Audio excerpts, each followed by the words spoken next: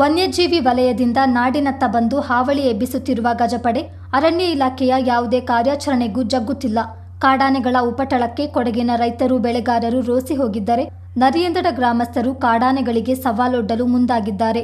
ನರಿಯಂದಡ ವ್ಯಾಪ್ತಿಯಲ್ಲಿ ಕಾಡಾನೆಗಳ ಅಟ್ಟಹಾಸ ಮಿತಿ ಮೀರಿದೆ. ಗದ್ದೆ ತೋಟಗಳಿಗೆ ನುಗ್ಗಿ ಅಪಾರ ಪ್ರಮಾಣದಲ್ಲಿ ಬೆಳೆ ನಾಶ ಮಾಡ್ತಿವೆ. ಹೀಗಿದ್ದರೂ ಕಾಡಾನೆಗಳ ಪಾದದಡಿ ಸಿಲುಕಿ ಸಂಪೂರ್ಣ ಹಾನಿಗೊಂಡ ಗದ್ದೆಯಲ್ಲೇ ನಾಟಿ ಮಾಡಿದ್ದಾರೆ.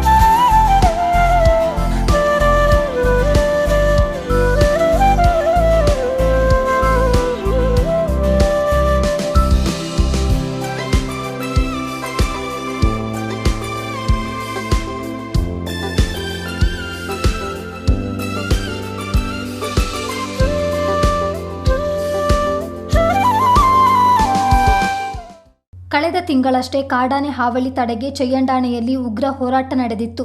ಆ ವೇಳೆ ಮುಂದಿನ 15 ದಿನದಲ್ಲಿ ಸೂಕ್ತ ಕ್ರಮ ಕೈಗೊಳ್ಳೋದಾಗಿ ಅರಣ್ಯ ಇಲಾಖೆ ಭರವಸೆ ನೀಡಿತ್ತು.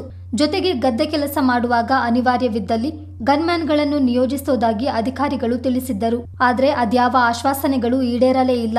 ಗ್ರಾಮಸ್ಥರಿಗೆ ಕೊಟ್ಟ ಮಾತುಗಳೆಲ್ಲ ಹುಸಿಯಾಗಿದೆ. ಕಾಡಾನೆ ಹಾವಳಿಯು ನಿರಂತರವಾಗಿದ್ದು ಗ್ರಾಮಸ್ಥರು ಸಿಡಿಮಿಡಿಗೊಂಡಿದ್ದಾರೆ. ಕಾಡಾನೆಗಳಿಗೆ ಹೆದರಿ ಗದ್ದೆಯಲ್ಲಿ ಭತ್ತ ಬೆಳೆಯದೆ ಪಾಳು ಬಿಟ್ಟರೆ ಕೂಲಿನ ಗತಿಯೇನು ಎನ್ನುತ್ತಾ ಗ್ರಾಮಸ್ಥರು ನಾಟಿ ಕಾರ್ಯ ಪೂರ್ಣಗೊಳಿಸಿದ್ದಾರೆ. ನಾಟಿ ಮಾಡಿದ ಗದ್ದೆಯನ್ನು ಕಾಡಾನೆಗಳು ತುಳಿಯದಂತೆ ಕ್ರಮ ಕೈಗೊಳ್ಳಬೇಕೆಂದು ತೋಟಂಬೈಲು ಅನಂತಕುಮಾರ್ ಒತ್ತಾಯಿಸಿದ್ದಾರೆ.